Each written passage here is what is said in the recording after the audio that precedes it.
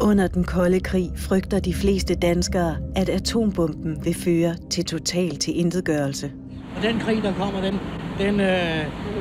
den udsletter alt. At selv en begrænset atomkrig vil betyde, at vores civilisation vil blive udslettet. Men civilforsvaret står klar til at redde Danmark, selv efter en atombombe. Den der dommedags holdning, den eksisterede ikke i vores verden. Nej, vi tror ikke på den der alt ødelæggende. Det tror vi ikke på. Der vil være noget tilbage. Der vil være mulighed for at redde noget. Menneske, dyr, ejendom. Der vil være noget at redde. I en skyggeverden af underjordiske kommandocentre, hemmelige øvelser og detaljerede planer forbereder de sig på den dag, krigen kommer. Det, der foregik her, der var ikke nogen i civilbefolkningen, der kendte til. Det er en skyggeverden på den måde, at det, der i hvert fald foregik, når der var øvelser, det var noget, vi holdt for os selv. Nogen vidste lidt. Mange vidste ingenting. Så vi var faktisk øjne og ører på det store spil. Der var meget, der var tysk jo. Meget, der var hemmeligt klassificeret. De skulle bare vide, hvad det var, der udspillede sig i øjeblikket dernede under jorden i den her beskyttede bunker, ikke?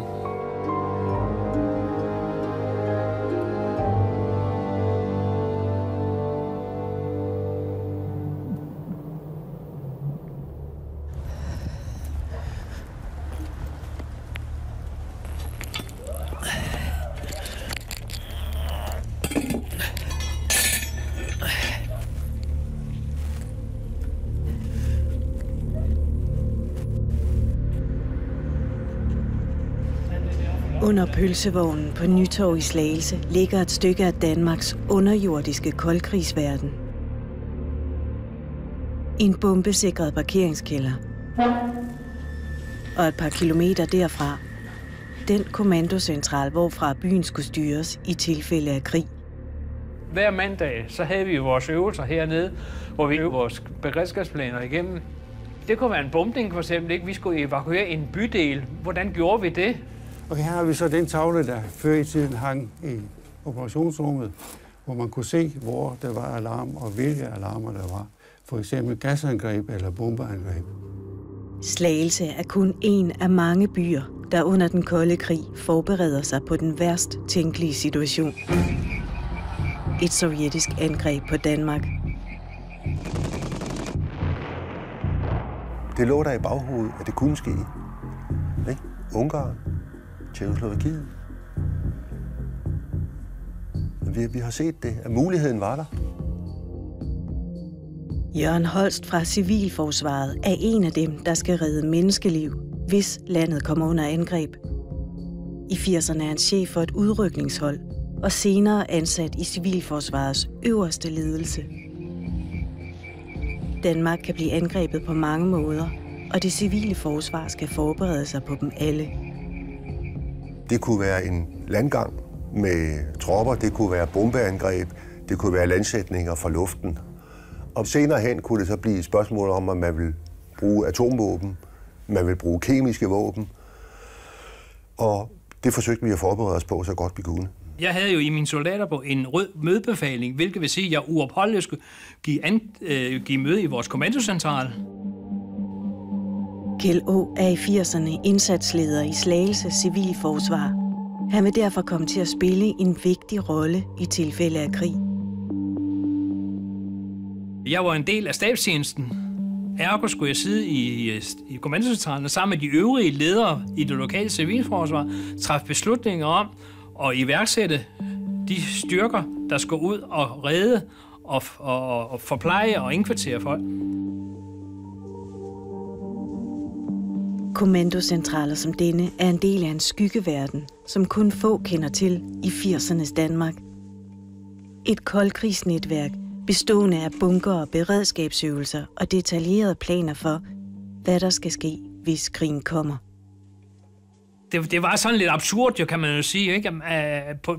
Man kommer lige op fra sit eget daglige virke, har været på arbejde, kommer hjem og skifter tøj for lidt at spise, og så tager man ned til kommandocentralen, ikke? Så sidder man dernede og kører scenarier igennem, hvor halvdelen af byen er bombarderet, ikke? Hvor der måske er ganske få overlevende tilbage, ikke? Og så går man op igen få timer efter, og så er alt ved det gamle, som det plejer at være. Det virker jo lidt skræmmende, men altså, vi må jo ikke lukke øjnene for, at det her, det var ikke bare sjov. Det kunne godt blive sådan noget rigtig alvorligt.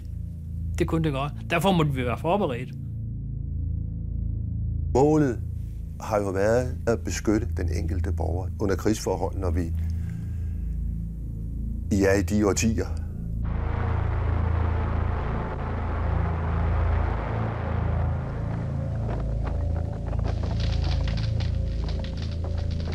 Det hele begynder lige efter besættelsen. 2.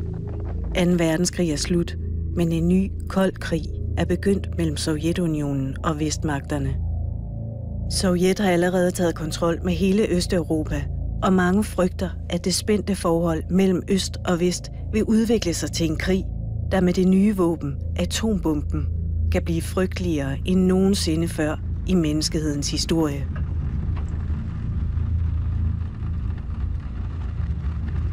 Allerede i de tidlige 50'ere begynder Danmark at forberede sig på krigen med store beredskabsøvelser. Øvelsen i X-by forudsætter, at en mindre A-bombe eksploderer over jernbaneterrænet. Eksploderede A-bombe over X-by. Høj lufteksplosion. Civilforsvaret består af 13.000 officerer, værnepligtige og frivillige, og ikke hvem som helst kan være med. Der er meget, der var tysk jo. Meget, der var hemmeligt klassificeret. Simpelthen. Om i visse grene af civilforsvaret kunne man ikke bare lige komme ind og blive frivillig. Man skulle jo clears. Hvis der var nogen, der var venstreorienteret, for eksempel, ikke? Dem ville være meget nødt herinde i rækkerne jo. Fordi hvad kunne de finde på? Kunne de have nogle forbindelseslinjer til den forkerte side, ikke?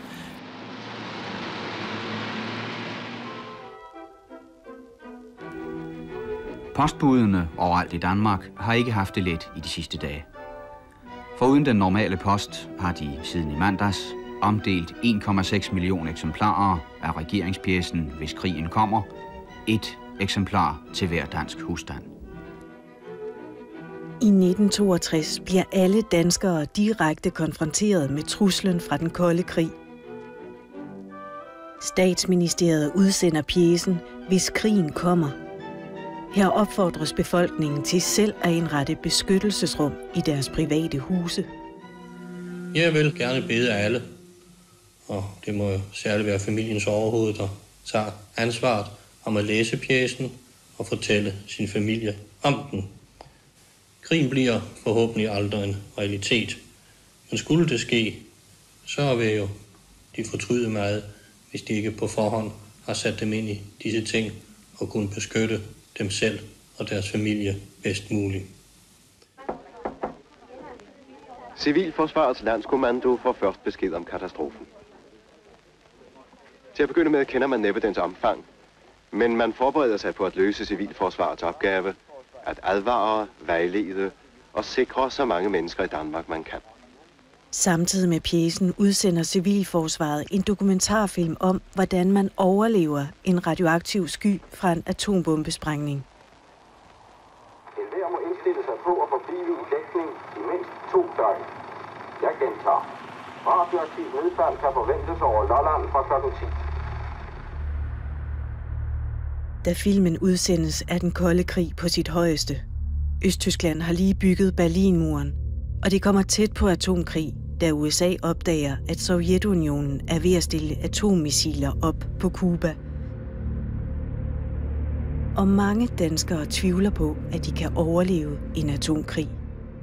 Den krig, der kommer, den udsletter alt. Oprigtigt talt, hvad kan vi foretage os ved en krig? Jeg synes jo ikke, man kan jo faktisk ikke gøre noget, vel? Kan man det? Vi kan have et stort lager liggende dernede i kælderen. Men vi skal da også op og have lidt frisk luft en gang imellem. Og så er vi jo slet ikke tøj til at tage på, hvis der ligger radioaktiv støv rundt omkring. Så er vi jo prisgivet alligevel. Hvad man har læst og hørt om, så kan jeg ikke se nogen mening i det. At der skulle være noget at redde. Men Civilforsvaret deler ikke befolkningens pessimisme. Alle erfaringer taler for, at ikke alene i gammeldags krig med konventionelle våben, men også under atomkrig, også endda under gaskrig, vil det være muligt at yde en betydelig indsats, således at der kan reddes meget stort antal menneskeliv, som ellers ville være gået tabt. Derfor fortsætter arbejdet med at beskytte befolkningen i tilfælde af krig.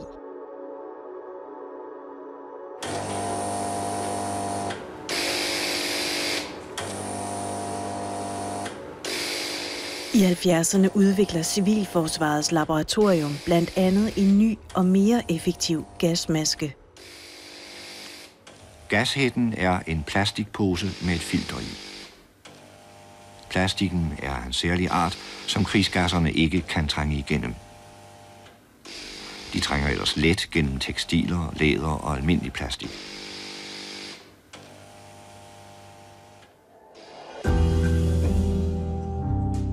Det bliver også lovpligtigt at indrette bombesikrede sikringsrum i alle nye etageejendomme.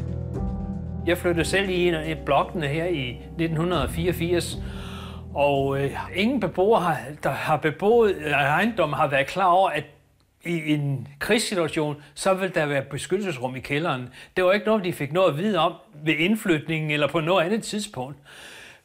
Man må ikke, og det var en holdning, man havde fra politisk side, man må ikke begynde at gøre befolkningen urolig om, at her der altså kun være fare på færre. Derimod står villakvartererne uden beskyttelse.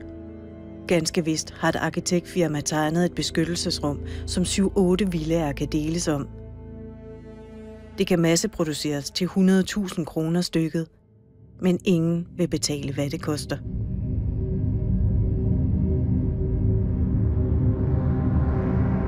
I begyndelsen af 80'erne vokser krigsfrygten på ny. Sovjet har invaderet Afghanistan, og både øst og vest opruster med nye atomraketter. Mange danskere tror, at atomkrigen vil komme i deres levetid.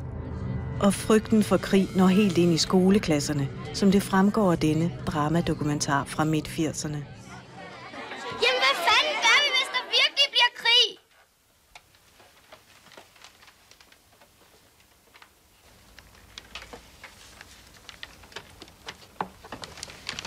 Hvis der virkelig bliver krig, så er vi bare færdige. Totalt kaput, mander.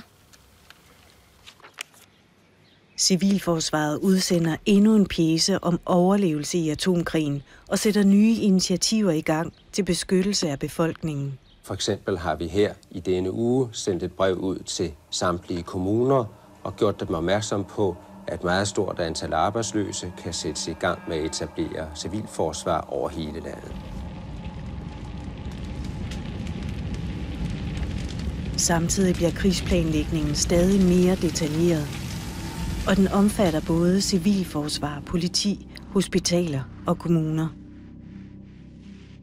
Når vi taler om omfanget af den planlægning, der var, så kan jeg sige, at der for Københavns vedkommende lå sådan en hovedplan på den tykkelse her. Men det var kun hovedplanen. Tog man alle detaljplanerne med ud fra de enkelthederne, jamen så nåede vi altså op i sådan et format. Og der taler vi altså kun København. Så har vi resten af landet, og der er mine arme slet ikke lange nok til at vise, hvor meget af det var. Den plan, den havde politikerne i kommunen jo vedtaget. Men den menige borger kendte den jo ikke, og det var heller ikke meningen. Den dag, hvis det skulle ske, så ville de få små bidder af gangen at vide, nu skal vi sådan, og nu skal vi sådan, og nu skal vi sådan. De ville ikke få det hele serveret på en gang.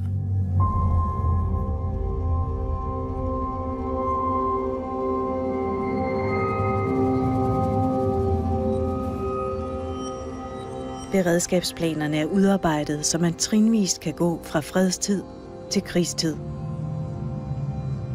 Første skridt på vej væk fra det fredelige normalsamfund er oprettelse af forstærket fredsberedskab.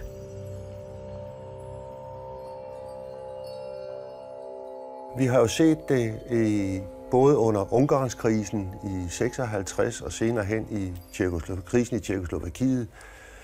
Det var jo sådan nogle foranstaltninger, hvor vi som myndigheder og som nation jo begyndte at sige, hov, hvad sker der der? Er der noget? Kan det få nogen effekt hos os? Kan det få indflydelse? Ja, det kunne det måske godt, så vi må nok hellere lige sådan sætte det første trin i gang. Vi må hellere klargøre vores kommandocentraler, vores kommandosystem. Nøglepersoner rundt om på offentlige institutioner mærker med det samme det forstærkede fredsberedskab. Ikke mindst på hospitalerne, som er en vigtig brik i krigsforberedelserne. Den forberedelse, den vil indebære, at jeg skulle fortælle min kone, at hvis det kom til en situation af alvor, så skulle jeg ikke nødvendigvis lige den første dag, men jeg skulle forberede mig på at være i en bunker sammen med civilforsvarschefen og stab og være rådgiver for, hvad der skal ske der, og altså ikke være hjemme hos hverken kone eller børn. Erik Brouwer er blandt de beredskabsledere, politichefer, borgmestre, brandinspektører og andre, som hvis krigen kommer, skal ned i en af de 125 underjordiske kommandocentraler, som findes spredt over hele Danmark.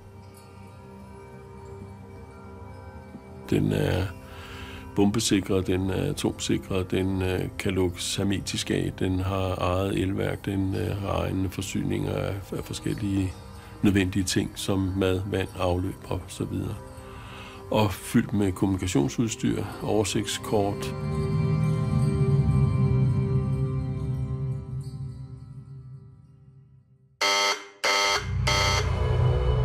Hvis risikoen for en krig vokser, går civilforsvaret op i næste beredskabsfase. Det kan fx ske, hvis Sovjet- og Warszawapagtlandene pludselig går i gang med store, uvarslede militærøvelser tæt på Danmark. Det vil få følger i hver eneste større by i Danmark. Alle de planer, der er lagt for at beskytte danskerne, vil blive gennemført, og alt disponibel mandskab vil blive indkaldt til tjeneste. Indkaldelsesordene var pakket og var adresseret, så det var bare et spørgsmål om at få besked på det, og så køre det ud til posthuset. Vi havde jo også beskyttelsesrummene. De skulle jo klargøres. Sådan som de var til daglig, så var der ikke noget i dem. De var ganske tomme. Og i det tilfælde af, at der blev en mobilisering, så skulle de her beskyttelsesrum gøre klar. Der skulle flyttes betonplader, der skulle gøres rent dernede, der skulle flyttes lidt bænke og alt dernede. Der skulle også sørges for, at der var lavet toiletfaciliteter. Det mest primitive var bare en spand. Dette byanalysekort var et, vi fik lavet med henblik på en krigssituation, for at se, hvor vi har befolkningen placeret i byen, og hvor vi skulle have beskyttelsesrum. Vi har nogle markeringer her, for eksempel med, hvor mange beboere der er i det område her om dagen, hvor mange der er om natten. Vi har beskyttelsesrum, hvor mange personer der kunne være i hver enkelt, og hvor mange sikringsrum. Sådan er de spredt ud over hele byområdet. Og hver byområde er så igen delt op i nogle delområder, som vi har andre kort, som så går mere specifikt ind på det enkelte område. I beskyttelsesrummene er der en forbindingskasse, et tørkloset og en hånddreven luftventilator, der skal holde luften fri for radioaktivt støv.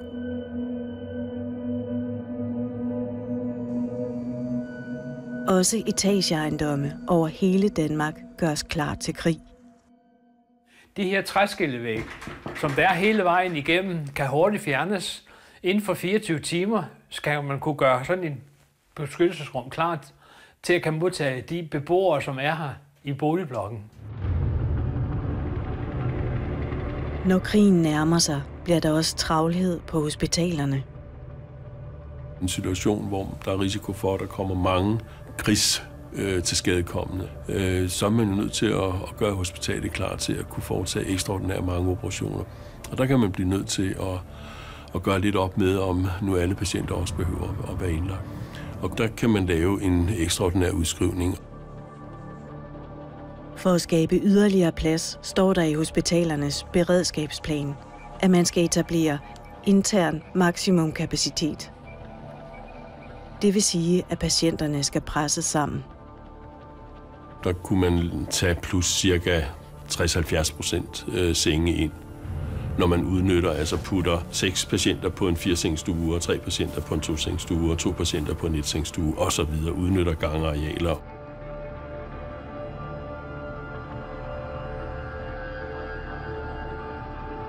Alt i alt har bare et enkelt sygehus som Hvidovre Hospital nu skabt plads til næsten 1000 krigsofre. Men hvis landet bliver ramt af en atombombe, bliver der brug for endnu flere hospitalsenge.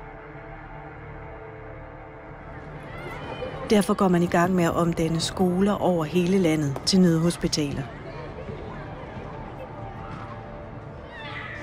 For eksempel skal Rigshospitalet indrette nødhospitaler, blandt andet på Trungårdsskolen og Hummeltofteskolen. Det skal ske, når Civilforsvaret udsender kodeordet Ryle til hospitalet. Der bliver brugt koder, fordi fjenden ikke skal vide, hvor nødhospitalerne befinder sig.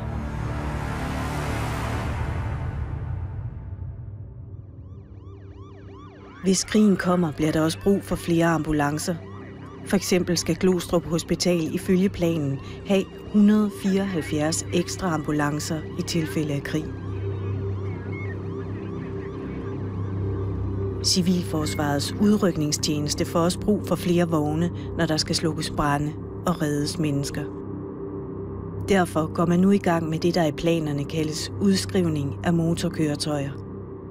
Det er, når man går ud til en vognmand og siger, for et øjeblik siden, der havde du en lastbil. Nu er det vores. Du får selvfølgelig en eller anden form for betaling for det, men nu overtager staten den, og så sætter vi en anden nummerplade på den, og nu er det vores bil.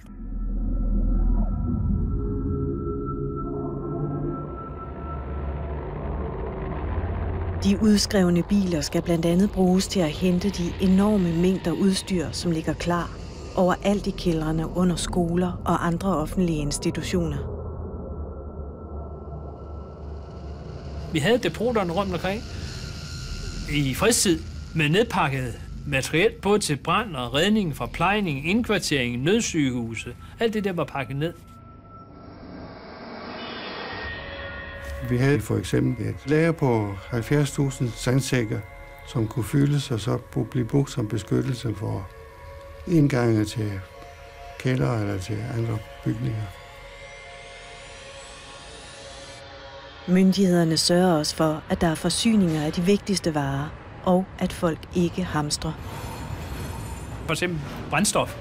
Det vil vi jo meget hurtigt løbe tør for, hvis alle bare kunne hente brændstof, ikke? Og derfor vil det jo blive meget hurtigt komme i værk med rationeringsmærker netop til brændstof, for at sikre sig, at vi i hvert fald til alle redningskøretøjer vil have kørt brændstof til.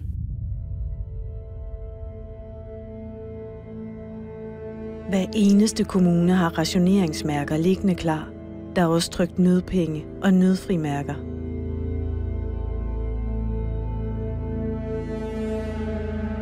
Hvis risikoen for krig vokser, vil beredskabet i Slagelse gøre det sidste beskyttelsesrum klar. Det er den store offentlige parkeringsplads midt i byen. Den er ekstra armeret, så den kan modstå bombeangreb, og der er plads til 800 mennesker.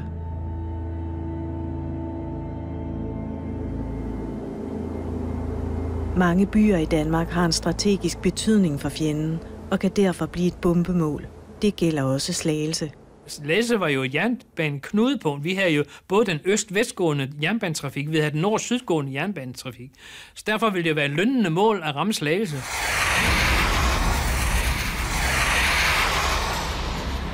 Hvis krigen kommer, kan alt ske. Også et angreb med atomvåben. Og den situation er også omhyggeligt forberedt.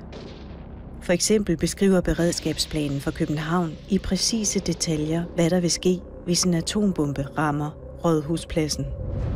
Det var meget detaljeret, fordi man havde ikke andre muligheder, sådan som jeg så det, for at gardere os mod, at vi ikke bliver handlingslammede.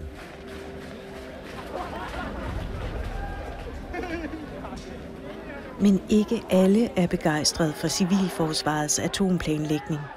I fredsbevægelsen mener nogen, at et alt for effektivt civilforsvar ligefrem kan være skadeligt. Den eneste mulige holdning til atomkrig, det er at forebygge den. Der vil ikke være mulighed for at hjælpe ofrene. Og derfor er det et betænkeligt ved, at man begynder at ofre store summer, lave store indsatser for at prøve at hjælpe. For det kan man altså ikke. Politikerne må ikke få et eneste argument for at en atomkrig kan føres. Det er jo spørgsmålet om civilforsvaret bliver et slags alibi. Altså det, at man bygger det op, giver måske folk en fornemmelse af, at man klarer sig nok. Så mange har jo den holdning, at ved en atombombe, så ville det være nyttesløst at gøre noget. Så havde vi ikke noget. Hvad skulle vi bruge civilforsvar til? Alt ville jo være udryddet. Der ville ikke være nogen overlevende. Jamen altså, vi troede ikke i civilforsvaret på den der worst case-sag, at det hele bare ville være udryddet. Tværtimod tror civilforsvaret, at mange vil overleve. Man regner nemlig med, at en eventuel atombombe vil sprænge så højt oppe over jorden, at det meste radioaktive støv vil forsvinde op i atmosfæren. Man vil ikke bare lige smide sig alt var til intetgjort. Det kan den nedfinde jo heller ikke være interesseret i at ødelægge alt, fordi han må jo også have et formål ved at lave et angreb, fordi han skal jo bruge noget bagefter. Hvorfor ødelægge det hele for sig selv? Der vil være et samfund bagefter. Der vil være mennesker, der var overlevet. Vi vil have selvfølgelig nogen, der blev udslettet tæt på eksplosionsområdet, og så hele spektret af skader ud til den uskatte. Det var det, der ville møde os. Inklusiv det, at en del af dem havde fået en dosis af stråling, som havde en eller anden effekt på dem. På kort sigt eller på længere sigt.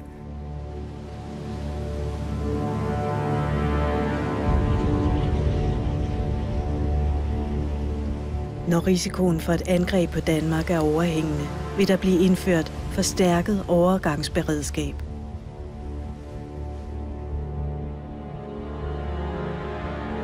Det kan være en situation, hvor Warszawapagtens landgangsfartøjer er ved at samle sig i havnebyer tæt på Danmark. I så fald vil de ansvarlige for civilforsvaret gå ned i kommandocentrene overalt i Danmark og forberede sig på den værst tænkelige situation, som her i København.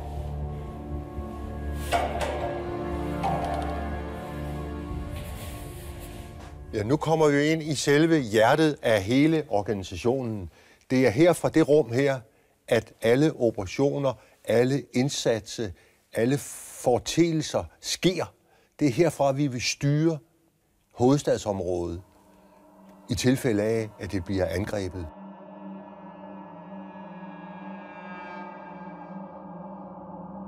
Man forventer en invasion, måske med brug af taktiske atomvåben, ved de lavvandede strande langs Køge og Faxebugt, hvorfra en fjende hurtigt vil kunne gå imod København. Derfor skal de over 100.000 mennesker, som bor tæt på kysten, langt væk fra kanonernes rækkevidde, til byer som Slagelse, Ringsted og Holbæk. Det er politiet, der står for evakueringen, som er en af de største udfordringer i den danske krigsforberedelse. Og hvordan får man den væk? Det gør man ved at lave en varsling, foretage en varsling. Man starter alle sirener i hele det område, som man nu har valgt at varsle i. Og når de sirener de starter, så ved folk, det vidste de i hvert fald dengang, at der skulle man gå indendøre og lytte til Danmarks Radio. Så ville man der blive beroliget, og man ville få at vide, hvad det var for en situation, der var opstået, og man ville få at vide, at man skulle væk fra sit område, og man ville få at vide, hvordan.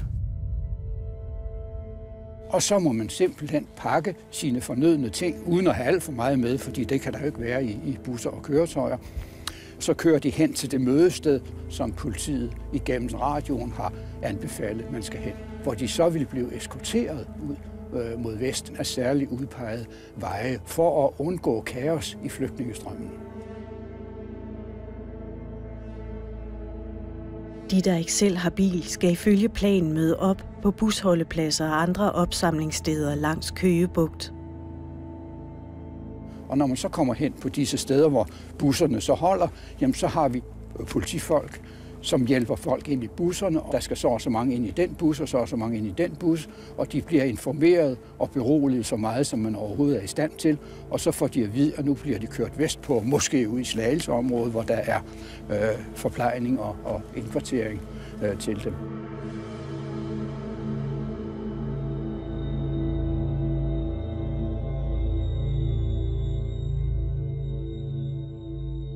På Vestsjælland har man for længst forberedt sig på at tage imod de mange flygtninge.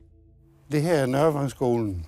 Det er kommunens modtagerstation for flygtninge. Og det kunne tages op til 12.000 mennesker på en gang. Og det var så meningen, at man skulle komme ned af den skråning, så ville facaden blive fjernet, sådan så man kunne komme ind i det store rum. Og hele skolen er faktisk bygget til modtagelse af flygtninge. Som det ses her, så er skolen udstyret med bredere gange end på de øvrige skoler, og det er fordi, at mange mennesker skulle være her på skolen. Mange mennesker skulle rundt på skolen. Vi skulle have materiel på begge sider, vi skulle fordele, og det gjorde så, at der ville blive meget trængsel her, hvis vi havde de smalle gange, som vi ser på mange af de andre skoler. Skolebiblioteket er indrettet, så det hurtigt kan laves om til nødkøkken. Og civilforsvaret har i årevis øvet sig på at bespise tusinder af flygtninge.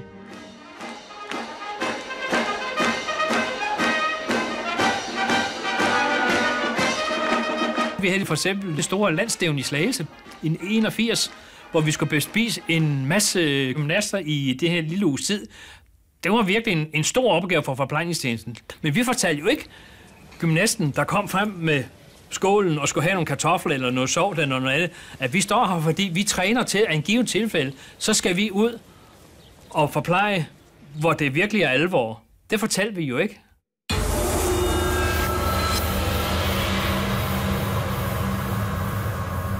Den sidste beredskabsfase er selve krigen. Hvis fjenden gør landgang, eller der er bombeangreb over danske byer, vil der blive indført krigsberedskab, og civilforsvaret vil begynde at pakke beredskabssygehusene ud.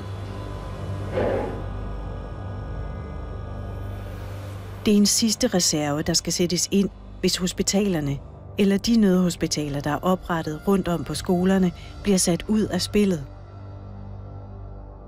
Alene på Sjælland ligger 18 beredskabssygehuse pakket og klar. Og de var geografisk fordelt ud, sådan så man var sikker på, at at der ikke lå 18 i den samme lokalitet. Fordi hvis der nu var faldet en bombe i den lokalitet, jamen, så ville alle 18 være gået til.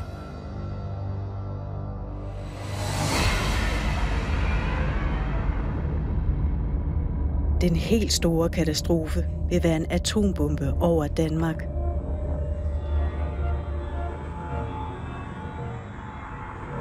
Beredskabsplanen for København beskriver omhyggeligt omfanget af ødelæggelserne forskellige steder i hovedstaden, hvis der falder en 50 kiloton atombombe over Rådhuspladsen. Et af de eksempler, som er belyst i planen, det er den bygning, vi ser over bag os her ved søerne. Og bruger man et 50 kiloton våben, så vil man få nogle skader, der vil blæse de 3 øverste etager af den bygning sandsynligvis og sprede dem ud over hele gadearealet. De folk, der er i læ, vil ikke få den umiddelbare stråling, men de kan så blive ramt af de ruindele fra de bygninger, som bliver smadret og som kommer flyvende med trykket igennem gaderne.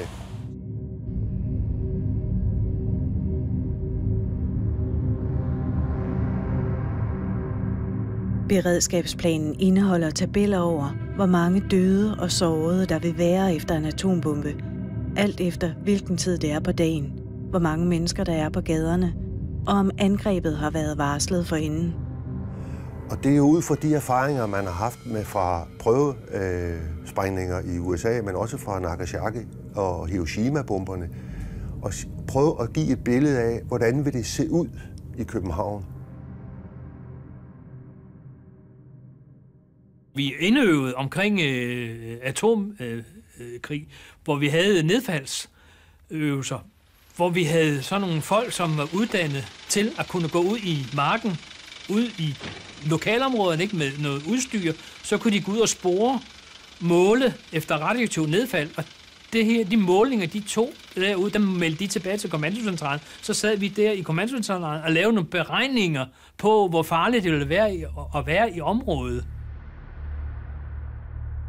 Blandt planens mange detaljer er også en oversigt over, hvilke hospitaler, der kan tænkes at fungere efter et atomangreb. En af dem kan være Hvidovre Hospital lige uden for byen.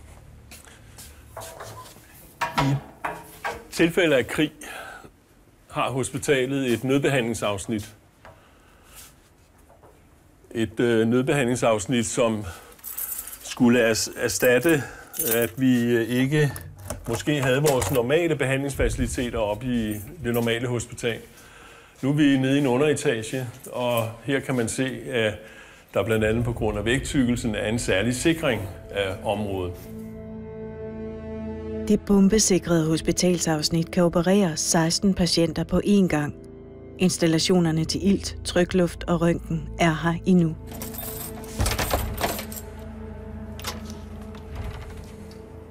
I tilfælde af krig kan man heller ikke være sikker på, at hospitalets normale iltforsyning vil være intakt. Derfor er det her rum indrettet til at have flasker med ilt blandt andet til at kunne forsyne nødbehandlingsafsnittet og dermed sikre, at patienterne kan behandles. Når atombomben falder over København, skal Jørgen Holst rykke ud i spidsen for en udrykningsgruppe på 250 mand og redde overlevende fra de radioaktive ruiner.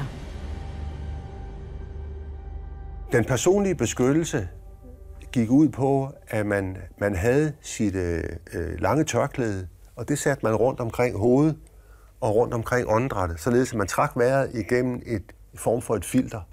Fordi støv, det radioaktive materiale er jo støv. Og der blev en stor del af det opfanget i det tørklæde. Det var den bedste beskyttelse, vi kunne give. Så vi måtte forsøge at trænge så langt ind, vi overhovedet kunne. Redde, hvad der reddes kunne der. Og så måtte vi, når vi havde opfyldt de dosiskriterier, som var for vores personel, så måtte vi trække os tilbage, og så måtte der komme nye folk ind. Ifølge beredskabsplanen kan der en afstand af 2 kilometer fra Rådhuspladsen reddes over 30.000 overlevende ud af ruinerne.